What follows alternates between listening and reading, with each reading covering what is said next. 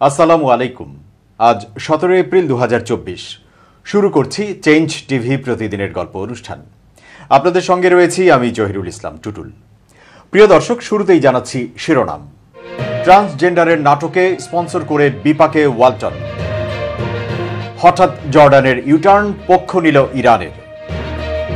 যে কারণে উপজেলা নির্বাচনে যাচ্ছে না সব বিরোধী দল। এবার বিস্তারিত। ট্রান্সজেন্ডার নিয়ে নাটকে স্পন্সর করায় ওয়ালটনের বিরুদ্ধে সোচ্চার ফেসবুক ব্যবহারকারীরা।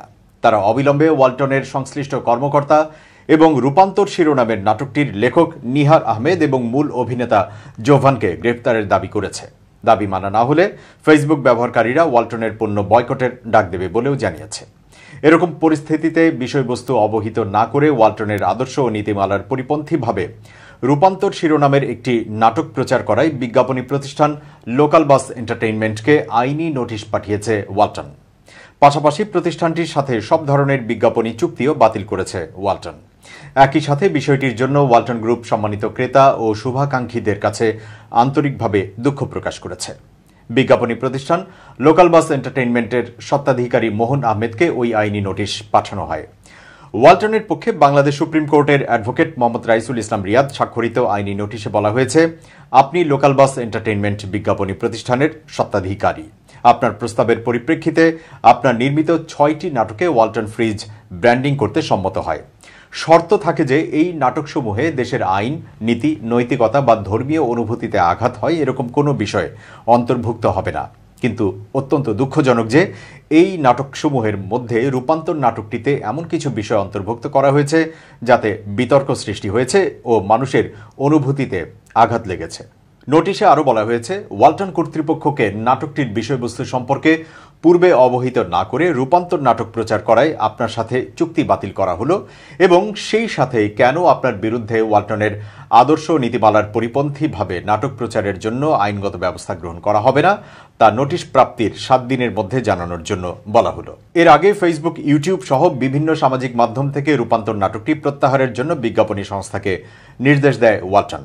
তাৎক্ষণিকভাবে ফেসবুক, ইউটিউব সহ সব মাধ্যম থেকে নাটকটি প্রত্যাহার করে নেওয়া হয়। এরপরই বিজ্ঞাপনী সংস্থার সাথে চুক্তি বাতিল করে ওয়ালটন গ্রুপের আদর্শ নীতিমালার পরিপন্থী নাটকে বিজ্ঞাপন প্রচারের জন্য কেন আইনি ব্যবস্থা গ্রহণ করা হবে না তা জানতে চেয়ে বিজ্ঞাপনী সংস্থা লোকাল বাস এন্টারটেইনমেন্টকে লিগ্যাল নোটিশ দেয় ওয়ালটন কর্তৃপক্ষ। এদিকে আনুষ্ঠানিক বিবৃতিতে ওয়ালটন জানিয়েছে, দেশের মানুষের ধর্মীয় ও সামাজিক অনুভূতিতে আঘাত করে এমন কোনো কর্মকাণ্ড কখনো সমর্থন করে না এবং এসব কর্মকাণ্ডে সম্পৃক্ত থাকে না। অনাকাঙ্ক্ষিত এই বিষয়টির জন্য ওয়ালটন গ্রুপ মর্মাহত এবং সম্মানিত ক্রেতা ও শুভাকাঙ্ক্ষীদের কাছে আন্তরিকভাবে দুঃখ প্রকাশ করছে।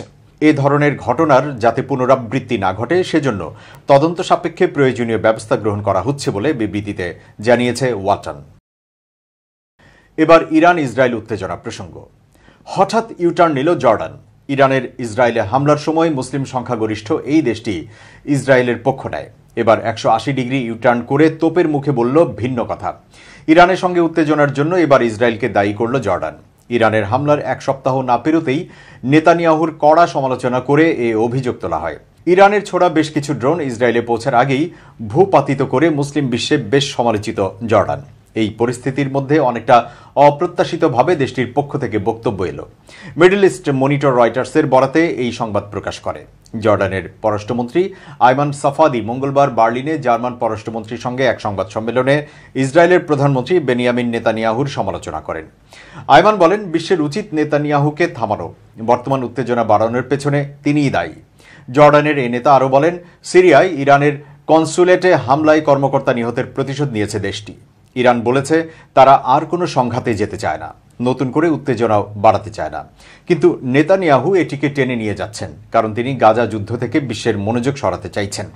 এই কাজে ইরান ইস্যু ব্যবহার করা হচ্ছে। তেহরানের ওই হামলা প্রতিরোধে ইসরায়েলকে সহায়তা করছে যুক্তরাষ্ট্র ও যুক্তরাজ্য। তাদের সঙ্গে যুদ্ধ ময়দানে প্রকাশ্যে যুক্ত হয়েছে মুসলিম দেশ জর্ডানও। তারা কয়েক ডজন ইরানি ড্রোন ভূপাতিত করেছে। এদিকে ইসরায়েলকে ওই সহযোগিতার পর জর্ডানের সাধারণ নাগরিকরা বিক্ষুব্ধ হয়ে উঠেছেন। তারা তাদের সরকারকে বেইমান উল্লেখ করে সামাজিক যোগাযোগ মাধ্যমে তীব্র প্রতিক্রিয়া ব্যক্ত করেছেন। জর্ডানিরা বলছেন, ইরানের বিরুদ্ধে ইসরায়েলকে সহায়তা করে তাদের সরকার বেইমানি করেছে, ফিলিস্তিনের গাজায় নির্যাতিত মানুষের বিপক্ষে অবস্থান নিয়েছে। যারা কয়েক মাস ধরে গাজায় ইসরায়েলের হামলার প্রতিবাদ বিক্ষোভ করেছেন তারা খুবই মর্মাহত হয়েছেন। ইরান থেকে ছোড়া ৩ শতাধিক ড্রোন ও ক্ষেপণাস্ত্র হামলা প্রতিহত করতে ইসরায়েলকে সহায়তা করেছে জর্ডান সরকার। বিবৃতিতে তারা বলেছে, আত্মরক্ষার জন্য এটা করা হয়েছে।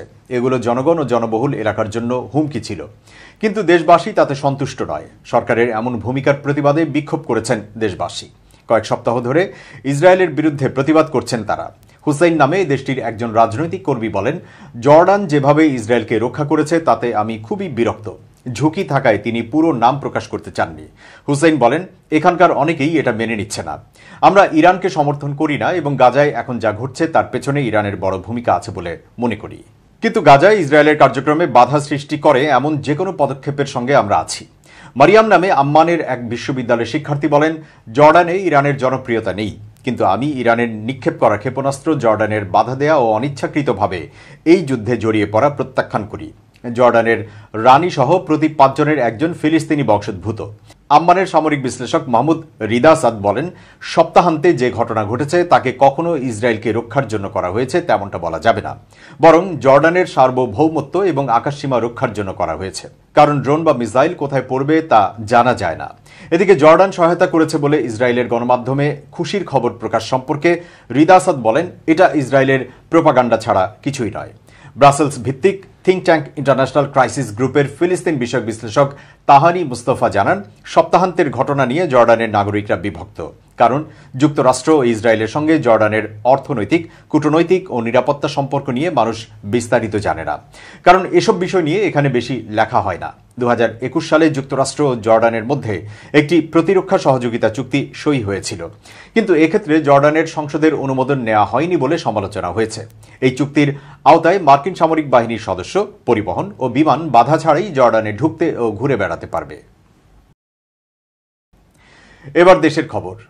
জাতীয় সংসদ নির্বাচন বর্জনের পর আসন্ন উপজেলা নির্বাচনেও থাকছে না সরকারের বিরুদ্ধে তত্ত্বাবধায়কের দাবিতে আন্দোলনকারী বিরোধী দলগুলো। সোমবার রাতে বিএনপির স্থায়ী কমিটির বৈঠকে নির্বাচন বর্জন করার সিদ্ধান্ত নেওয়া হয়। উপজেলা নির্বাচনে অংশ না নেওয়ার সিদ্ধান্তের পাশাপাশি দলের কেউ প্রার্থী হলে তার বিরুদ্ধেও সাংগঠনিক ব্যবস্থা নেবে বিএনপি। এছাড়া জানা গেছে, জামায়াত ইসলামী সহ বিএনপি জোটের অন্য শরিকরাও উপজেলা নির্বাচন বর্জনের সিদ্ধান্ত নিয়েছে। বিএনপির গুরুত্বপূর্ণ নেতারা বলছেন, মূলত 5টি বিষয় সামনে রেখে নির্বাচন বর্জন করার সিদ্ধান্ত নেওয়া হয়েছে। প্রথমত, দলের নীতি নির্ধারকরা মনে করেন দ্বাদশ সংসদ নির্বাচনের আদলে উপজেলা নির্বাচন করবে সরকার। এজন্য দলীয় নেতাদের প্রতীক দেয়নি আওয়ামী লীগ। উন্মুক্ত মাঠে আওয়ামী লীগ নেতারাই সবাই স্বতন্ত্র প্রার্থী। মূলত দেশ বিদেশে অংশগ্রহণমূলক নির্বাচন দেখাতে এই আয়োজন করা হলেও নিয়ন্ত্রণ থাকবে সরকারের হাতে। সরকার যাকে ইচ্ছে তাকে নির্বাচিত করে আসবে। এই নির্বাচনে বিএনপি অংশগ্রহণ করলে তাতে ভোটের প্রক্রিয়াকে বৈধতা দেওয়া হবে। দ্বিতীয়ত, মাত্র 3 মাস আগে জাতীয় নির্বাচন বর্জন করেছে বিএনপি। সেই নির্বাচনে বিএনপির ডাকে সাড়া দিয়ে দলের নেতাকর্মী, সমর্থক ও সাধারণ মানুষ স্বতঃস্ফূর্তভাবে ভোট কেন্দ্রে যায়নি। সাধারণ মানুষের সেই সমর্থনে আঘাত দিতে চায় না বিএনপি। জনগণের মাঝে বিএনপির নৈতিক অবস্থান সুদৃঢ় রাখতে বর্জনের সিদ্ধান্ত নেওয়া হয়েছে। তৃতীয়ত, বিএনপি নির্বাচন বর্জন করার ফলে নির্বাচনে সাধারণ মানুষ ভোট দিতে যাবে না। এর ফলে উপজেলা নির্বাচনও ফ্লপ হবে। দেশ বিদেশে আবার বার্তা যাবে, বিএনপি ছাড়া নির্বাচন ও গণতন্ত্র অর্থহীন। চতুর্থত, নির্বাচনে আওয়ামী লীগের মুখোমুখি হবে আওয়ামী লীগ। ফলে মাঠ পর্যায়ে ব্যাপক সংঘর্ষ হতে পারে। আওয়ামী লীগের সেই সংঘর্ষের বিএনপি কোনো প্রতিপক্ষ হতে চায় না। পঞ্চম, সরকার বিরোধী রাজনৈতিক দল ও যুগপৎ আন্দোলনের অংশগ্রহণকারী দলগুলোর মধ্যে ঐক্য অটুট রাখার বিষয়টিও বিবেচনায় নিয়েছে বিএনপি। সরকার বিরোধী অন্য রাজনৈতিক দলও নির্বাচন বর্জনের পক্ষে ছিল। এদিকে উপজেলা নির্বাচন বর্জনের ঘোষণা দিয়েছে গণতন্ত্র মঞ্চ 12 দলীয় জোট। জোটের শীর্ষ নেতৃবৃন্দ এক বিবৃতিতে বলেছেন, 12 দলীয় জোট শেখ হাসিনার নেতৃত্বাধীন সরকার ও তার আজ্ঞাবহ নির্বাচন কমিশনের অধীনে ইতোপূর্বে অনুষ্ঠিত জাতীয় সংসদ ও স্থানীয় সরকার নির্বাচন বর্জন করেছে। এখনও সুষ্ঠু ও শান্তিপূর্ণ নির্বাচনের পরিবেশ তৈরি হয়নি এবং বিদ্যমান অরাজক পরিস্থিতি আরও অবনতিশীল হওয়ায় আসন্ন উপজেলা নির্বাচনে অংশগ্রহণ না করার যৌক্তিক কারণ রয়েছে। তারা বলেন, এই সরকার ভোট, সংবিধান, ভিন্ন মত প্রকাশ, বহু দলের অংশগ্রহণে নির্বাচন সহ মানুষের সহজাত অধিকারগুলোকে ধ্বংস করেছে। 12 দলীয় জোট এই অবৈধ সরকারের অপরাজনীতি ও নির্বাচনী প্রহসনের অংশীদার না হওয়ার বিষয়ে দৃঢ় প্রতিজ্ঞ। বরগুনা তালতলী উপজেলা ছাত্রলীগের সাধারণ সম্পাদকের সঙ্গে এক নারীর আপত্তিকর ভিডিও ভাইরাল হয়েছে। এরপর উপজেলা ছাত্রলীগের কমিটি বিলুপ্ত ঘোষণা করা হয়েছে। মঙ্গলবার রাত 10:30টার দিকে বরগুনা জেলা ছাত্রলীগের সভাপতি রেজাউল কবির রেজা ও সাধারণ সম্পাদক তৌশিকুর রহমান ইমরান স্বাক্ষরিত এক পত্রে ওই কমিটি বিলুপ্ত ঘোষণা করা হয়। তবে নারীর সঙ্গে আপত্তিকর ভিডিও ভাইরাল হওয়ার বিষয়টি পত্রে উল্লেখ করা হয়নি। পত্রে বলা হয়েছে, বাংলাদেশ ছাত্রলীগ বরগুনা জেলা শাখার এক জরুরি সভার সিদ্ধান্ত অনুযায়ী সংগঠনকে গতিশীল করার লক্ষ্যে ও মেয়াদোত্তীর্ণ হওয়ায় তালতলী উপজেলা ছাত্রলীগের কমিটি বিলুপ্ত ঘোষণা করা হলো। জানা গেছে, গত শুক্রবার তালতলী উপজেলা ছাত্রলীগের সাধারণ সম্পাদক মিনহাজুল আবেদিন মিঠুর সঙ্গে এক নারীর অন্তরঙ্গ ভিডিও সামাজিক যোগাযোগ মাধ্যমে ভাইরাল হয়। 1 মিনিট 4 সেকেন্ডের ওই ভিডিওতে দেখা গেছে মিঠু ওই নারীর সঙ্গে বেশ অন্তরঙ্গ অবস্থায় সময় কাটাচ্ছেন। এমন একটি ভিডিও সামাজিক যোগাযোগ মাধ্যমে ভাইরাল হওয়ায় ক্ষোভ বিরাজ করছে তৃণমূল ছাত্রলীগ নেতৃবৃন্দের মধ্যে। এতে ব্যাপক সমালোচনার সৃষ্টি হয় গোটা উপজেলায়। বিষয়টি দৃষ্টিগোচর হয় জেলা ছাত্রলীগ নেতৃবৃন্দের। অপরদিকে গত 12 এপ্রিল ওই নারীর বিরুদ্ধে তালতলী উপজেলার নিশানবাড়িয়া ইউনিয়ন পরিষদ চেয়ারম্যান ডক্টর মোহাম্মদ কামরুজ্জামান বাচ্চু তালতলী থানায় পর্নোগ্রাফি আইনে একটি মামলা দায়ের করেন। সেই মামলায় গ্রেপ্তার হয়ে ওই নারী বর্তমানে জেল হাজতে রয়েছেন। ভিডিও ভাইরাল হওয়া ছাত্রলীগ নেতা ওই মামলায় 2 নম্বর সাক্ষী। বরগুনা জেলা ছাত্রলীগের সভাপতি রেজাউল কবির রেজা মুঠোফোনে বলেন, সংগঠনকে গতিশীল করতে মেয়াদোত্তীর্ণ তালতলী উপজেলা ছাত্রলীগের কমিটি বিলুপ্ত ঘোষণা করা হয়েছে। দ্রুত গঠনতন্ত্র অনুযায়ী উপজেলা ছাত্রলীগের কমিটি গঠন করা হবে। ছাত্রলীগ নেতার ভিডিও ভাইরাল হওয়ার বিষয়টি তিনি এড়িয়ে যান। এবার খুব জরুরি 1 মিনিট জানাচ্ছেন ইউনেস্কো ক্লাব পুরস্কার বিজয়ী সাংবাদিক আমিরুল মোমিনিন মানিক। খুব জরুরি 1 মিনিটে প্রত্যেককে আমন্ত্রণ। প্রিয় বন্ধুরা, আপনারা আপনাদের ব্যক্তিগত সম্পর্কের অন্তরঙ্গ ছবি ফেসবুকে অথবা সামাজিক অন্য যোগাযোগ মাধ্যমে আপলোড করা থেকে বিরত থাকুন। বর্তমান এই প্রযুক্তির বিপুল বিকাশের সময়ে এইসব অন্তরঙ্গ ছবি দিয়েই ফাঁদ তৈরি করা হতে পারে আপনার জন্য। সেই জন্যে আপনি ফেসবুক, টুইটার, হোয়াটসঅ্যাপ বা অন্য যে কোনো মাধ্যমে আপনার একান্ত ব্যক্তিগত অন্তরঙ্গ ছবিগুলো প্রকাশ করবেন না। যদি কোনো না কোনোভাবে এগুলো মোবাইলেও আপনি রাখেন, তাহলে যে কোনো সময় মোবাইল হ্যাকিংয়ের মাধ্যমে এগুলো অন্যের হাতে চলে যেতে পারে। সেই জন্যে ব্যক্তিগত অন্তরঙ্গ ছবি যেমন আপনি সামাজিক যোগাযোগ মাধ্যমে আপলোড করবেন না, ঠিক তেমনি আপনি আপনার ইলেকট্রনিক ডিভাইস মোটা দাগে মোবাইল ফোনে রাখবেন না। ভালো থাকুন, শুভেচ্ছা নিরন্তর। ইসরায়েলে গত শনিবার প্রায় 3 শতাধিক ড্রোন ও ক্ষেপণাস্ত্র হামলা করেছে ইরান। এই হামলা ঠেকাতে বেশ বেগ পেতে হয়েছে তেল আবিবের, খরচ হয়েছে বিলিয়ন ডলার। এবার জানা গেল ওই হামলায় 450 কেজি ওজনেরও ক্ষেপণাস্ত্র ব্যবহার করেছিল ইরান। এ বিষয়ে ইসরায়েলের গণমাধ্যম চ্যানেল 12 একটি ভিডিও প্রকাশ করেছে। এতে 450 কেজি ওজনের একটি ইরানি ব্যালিস্টিক ক্ষেপণাস্ত্র দেখা গেছে। মৃত সাগর থেকে উদ্ধার করা হয়েছে এটি। ধারণা করা হচ্ছে ইসরায়েলে হামলার সময় এটি মৃত সাগরে পড়েছে। সিরিয়ায় ইরানি কনসুলেটে ইসরায়েলের হামলার প্রতিশোধ হিসেবে শনিবার রাতে ইরান 3 শতাধিক ড্রোন, ক্রুজ ক্ষেপণাস্ত্র ও ব্যালিস্টিক ক্ষেপণাস্ত্র ছুড়েছে ইসরায়েলে। এদিকে এই মুহূর্তে নেতানিয়াহুকে ঠান্ডা মাথায় চিন্তা করার আহ্বান জানিয়েছেন ব্রিটিশ প্রধানমন্ত্রী ঋষি সুনাক। কারণ এই অঞ্চলে উত্তেজনা বৃদ্ধি করে কারো স্বার্থ হাসিল হবে না, বরং মধ্যপ্রাচ্যে নিরাপত্তাহীনতা আরও বাড়বে। তাই শান্ত হয়ে পদক্ষেপ নিতে হবে। ইরানের এই হামলার জবাব দেওয়ার প্রতিশ্রুতি দিয়েছে ইসরায়েল। তবে কবে নাগাদ হামলা হতে পারে তা এখনো জানা যায়নি। সিরিয়ায় ইরানি দূতাবাসে হামলার জবাবে প্রথমবারের মতো নিজ ভূখণ্ড থেকে ইসরায়েলে হামলা চালিয়েছে ইরান। এই নজিরবিহীন ক্ষেপণাস্ত্র ও ড্রোন হামলার পর প্রতিশোধ নেওয়ার হুমকি দিয়েছে ইসরায়েল। ইরানি হামলার পরবর্তী পদক্ষেপ নিয়ে আলোচনার জন্য গত সোমবার দ্বিতীয় দফায় ইসরায়েলের যুদ্ধকালীন মন্ত্রিসভার বৈঠক ডাকেন প্রধানমন্ত্রী বেনিয়ামিন নেতানিয়াহু। বিভিন্ন সূত্রের বরাতে পশ্চিমা সংবাদ মাধ্যমগুলো বলছে, ইরানে শিগগিরই পাল্টা হামলা চালানোর বিষয়ে ঐক্যমত্যে পৌঁছেছে ইসরায়েলের মন্ত্রিসভা। এই সিদ্ধান্তের পর এখন জল্পনা শুরু হয়েছে কিভাবে হামলার জবাব দেবেন নেতানিয়াহু। এই অবস্থায় ইরানের পারমাণবিক স্থাপনায় হামলা করতে পারে ইসরায়েল, এমন আশঙ্কার কথাই জানিয়েছেন জাতিসংঘের পারমাণবিক পর্যবেক্ষণ প্রধান। এদিকে আন্তর্জাতিক পারমাণবিক শক্তি সংস্থা IAEA এর মহাপরিচালক রাফায়েল গ্রোসি বলেছেন, ইরান নিরাপত্তা বিবেচনায় রোববার তার পারমাণবিক স্থাপনাগুলো বন্ধ করে দিয়েছিল এবং সোমবার কয়েকটি আবার চালু হলেও যতক্ষণ পরিস্থিতি সম্পূর্ণ শান্ত না হচ্ছে ততক্ষণ তিনি IAEA পরিদর্শকদের সেখান থেকে দূরে রাখছেন। সাদ্দাম হোসেন ক্ষমতায় থাকাকালে 1981 সালে ইরাকের ওসিরাক পারমাণবিক চুল্লিতে হামলা চালিয়েছিল ইসরায়েল। যুক্তরাষ্ট্র ওই হামলার বিরোধিতা করলেও তাতে কর্ণপাত করেনি ইসরায়েল সরকার। 2018 সালে ইসরায়েল স্বীকার করেছে 11 বছর আগে সিরিয়ায় একটি পারমাণবিক চুল্লিতে বিমান হামলা চালিয়েছিল তারা। এছাড়াও ইরানের পারমাণবিক কেন্দ্রে স্টাক্সনেট নামের কম্পিউটার ভাইরাস ছড়িয়ে দিয়ে ইউরেনিয়াম সমৃদ্ধকরণ যন্ত্র নিউক্লিয়ার সেন্ট্রিফিউজ ধ্বংস করেছিল ইসরায়েল। পরবর্তীতে এই ভাইরাস বিশ্বব্যাপী সাধারণ কম্পিউটারেও ছড়িয়ে পড়ে। দর্শক, শেষ করছি প্রতিদিনের গল্পের আজকের গল্প। changetv.press বাংলাদেশের ইউটিউব জার্নালিজমের অগ্রদূত।